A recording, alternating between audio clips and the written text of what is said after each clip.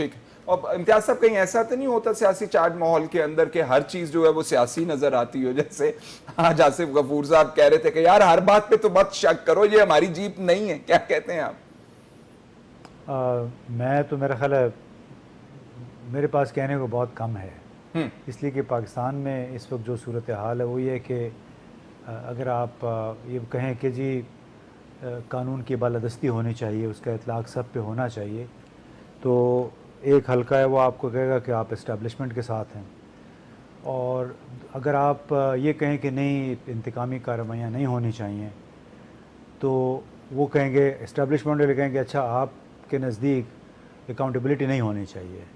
Transparency نہیں ہونی چاہیے. بڑی آپ نے یہ خوبصورت بات کر دی، لیکن ہم کہیں گے کہ let justice be done, let the heavens fall. اچھا اس کے علاوہ پھر آپ دیکھیں نا، جب کیسوں کی بات ہے، اگر دو Let justice be done. اگر دو بڑی جماعتیں مل کے 2015 کی ایک انکوائری کو دبا دیں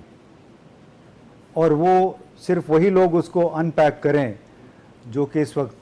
اقتدار میں ہیں، اس امید کے ساتھ کہ اس کو ہم اس کے شاید منطق کے انجام تک پہنچا سکیں، تو اس میں ہم کیا کر سکتے ہیں؟ اگر دو جو بڑی اہم ترین جماعتیں ہیں مل کے انکوائری دبا دیں، اگر انکوائری نکل آئی ہے اس کو آپ کوئی کہے کہ اچھا یہ انتقامی کارروائی ہے، تو ٹھیک ہے، اس کا مطلب ہے اس ملک میں ہم کچھ نئے معیارات مقرر کر لیں کہ جھوٹ جو ہے بولنا درست ہے، لیڈر بولیں وہ ہمارے ایک ایکسیپٹڈ نارم ہے، فراڈ ایکسیپٹڈ نارم ہے، جس مرضی نے کیا ہو، چاہے وہ کوئی جرنیل ہے، کوئی سیاستدان ہے، نواز شریف ہے یا زرداری ہے، وہ بھی ایکسیپٹڈ ہے. اور واحد پیمانہ ہم یہ رکھ لیں قومی قیادت کا، سیاست کا،